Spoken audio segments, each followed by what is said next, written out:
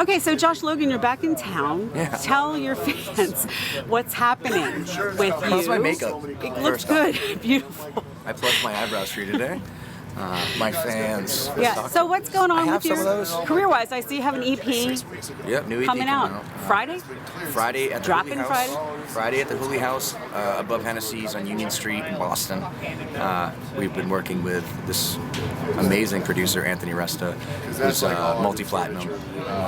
He's worked with the likes of Elton John all the way to Collective Soul. You know what I mean? Keith Lewis, my bass player, he kind of introduced. Well, I've known him for a long time, but Keith Lewis facilitated the whole thing and really pushed me to go in this direction. And I'm really glad he did, because we wrote a couple new songs that Anthony has co-written with me, and it's really cool stuff. We're excited about it. So, what direction would you say you're going? I don't know. It's just like, it's kind of like what I think in my head about like what I should be playing, but I don't write like that. I always end up writing strange, overly intellectual, not that I am, pieces about, I don't know where I go. I just, because I really love Stevie Wonder, so I just get wrapped up in the moment of writing things that sound cool to me, and I don't know what they are, and they end up being expensive chords and such. But this whole process has been more about what the listener is going to experience, and like keeping it simple so that they can grasp onto the hooks and the chorus and like sing along, and you know, that's kind of what it's all about, without also making it so cheesy that it's, you know, some of that current stuff that's out there that's just like bubblegum. I don't want to be bubblegum, but I want it to be something that's marketable and that people are going to dig, and I think that I finally found a happy medium with working with Anthony Resta. So for those following along, if they're trying to follow along, I'm so you're sorry. not here anymore. Scatterbrain. No, I finally got out of town. I was in Nashville for about 6 months. I tried that out, if that's the right word for it. It just didn't appeal to. It did appeal to me when I first went there, because you go down Broadway and you see all these musicians. They look so happy and they're doing their thing, and some of them probably are genuinely happy, but I think the majority of them are just like they hate their jobs, and it's hard. It's a hustle. Everything's always a hustle anyway. But this is like 4 hours straight of a tip jar, and if you don't make that money in the tip jar, you're not paying your bills. And I always thought Nashville was this magical place where songwriters thrive, and songwriters do thrive. If you go to write songs, I've said this on another show, not that this is a show, but if it were a show, I'd be saying it again. Now it's a show. You know, if you go to write songs, then Nashville is a great place to go. There's just so many technically amazing, and there's just so many amazing songwriters out there. But if you go to like make money and be in bars, and it's just really difficult. There's so many people trying to do it and do what you do, and probably do it better than you, or equally as good. Long story short, even though that's very long, I moved to Louisville, Kentucky, because my girl, who's also on the show, Olivia Henkin, that's what her roots were, and I really liked Kentucky a lot, so it wasn't a hard decision for us to both make, where I was just like, let's go and try it.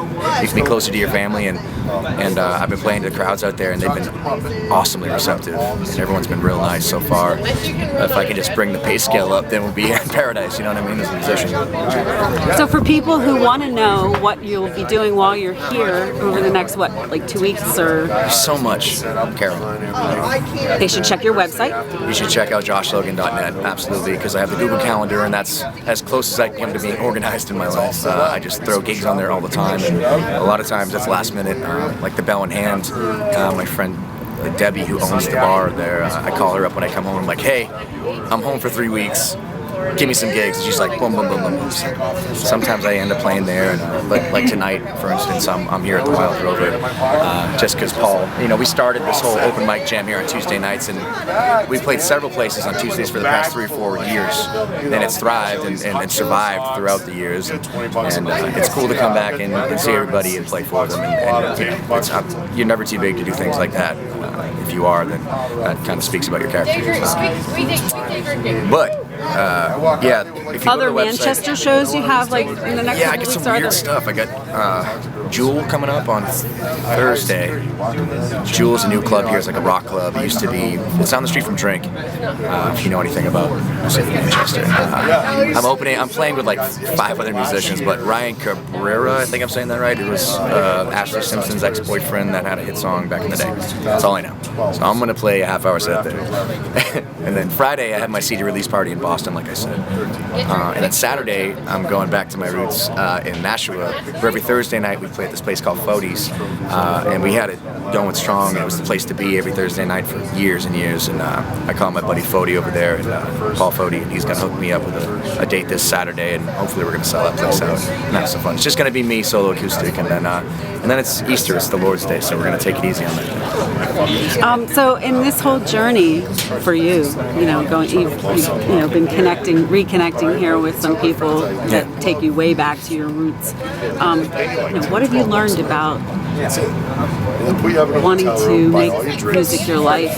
Here you are, just celebrated a birthday. Yeah. What have you learned about that dream? I mean, you're still chasing it, so. I don't think I can stop chasing it now. I think we're too far gone. I always thought that by now, we all have this dream. Anyone that's watching this that's a musician probably has that dream. And they're just like, I don't have to worry about anything. They can put all their eggs in one basket and just say, I'm going to be a musician when I grow up, and I'm going to make it. And I gave it hell. I thought, I haven't given up. I'm not deflated. I'm just a little older and wiser, I guess. I mean, not to interject, but like a night like this, open mic night, I mean, there's a lot of talent in that room. Yeah. A lot of fine musicians in that room. What's the secret sauce that happens that gets you from the Wild Rovers Tuesday night open mic night to some sort of fame? Have you figured out yet what it is? Is it? I mean, because it's not talent. Because if it were talent, there'd be a lot of people famous. Yeah. There's something more that's missing. Money. So it is kind of like connections. I mean, you've learned some things, things, right? And how much money you have these days, which is a sad thing to say, and I'm not hating. It's fine. If you were born into that and you have those opportunities, of course you're going to take them, and you should. And if I had them, I'd do them too.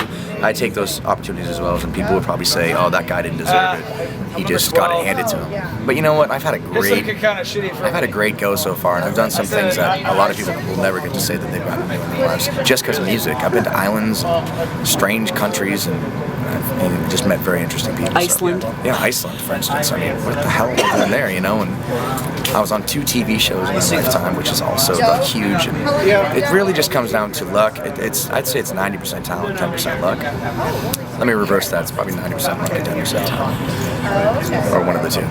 You pick. I don't know. I'm just going to keep going at it. And hopefully this EP will get some attention and people will like some of the tunes. And that's all you can do is just keep writing good songs. And maybe one of those songs that you write, people will really relate to and want to download a million times. Can people get it right from your website, or do they have to go to iTunes, or how do they find your music? It'll all be connected, I'm sure, at some point. But mostly, you can do like CD Baby or iTunes will be, it'll be on iTunes. It'll be all those social media sites and stuff. And I'm going to put it on blast as soon as it's available digitally. But I really want people to get the hard copy. My little sister went to school for graphic design and designed this really cool album art, which I never really do. And we all had a hand in it. Me and Keith, it's kind of like a labor of love, and we're excited about it. The music's good, and everything's on point. And if this doesn't do anything, I'm just going to quit music and go and cook burgers. Just give up on life in general. Where can they get the hard copy? Hard copy, you have to come to the shows right now. I might put some in back stock on cdbaby.com, because you can order them. Sometimes they'll send you those, but I don't know right now. As of right now, just come to the show in Boston this Friday if you're in the area. Come on down. $15, you get a copy of the EP, and there's 2 amazing openers. I got Erica Van Pelt from American Idol, who's just a badass singer, soul singer. Mia Boostrom from America's Got Talent, a bunch of American shows. Who they're both finalists, they both placed, and they're both just great singers, and I've known them for a long time, and they're hidden gems in Boston, and there's a lot of hidden gems anywhere I go, but I'm great. I'm really excited to do the show with those guys and have them open and do what they do, and it kind of falls in line with what they do. It's just very soulful, bluesy, super cool night. I'm excited. I can't wait for it. Hopefully it doesn't suck. Last question is, how did it feel to be back home and playing with the boys? I like to see these guys. It's always good to come back, and I miss my new home. I miss my girl and I miss my dog, and that's kind of what happens when but this is what I signed up for. This is what musicians sign up for, is traveling and not being home all the time. So I try to be in the moment and embrace every moment. Good advice. Yeah, someone told me that tonight. I don't know what it was. It's this girl that was holding the camera. But yeah, it's everything's been really exciting, and I always like to see my family. I come home and see family and reconnect with friends. So, but it's always even better when you have your girl with you. Just kidding.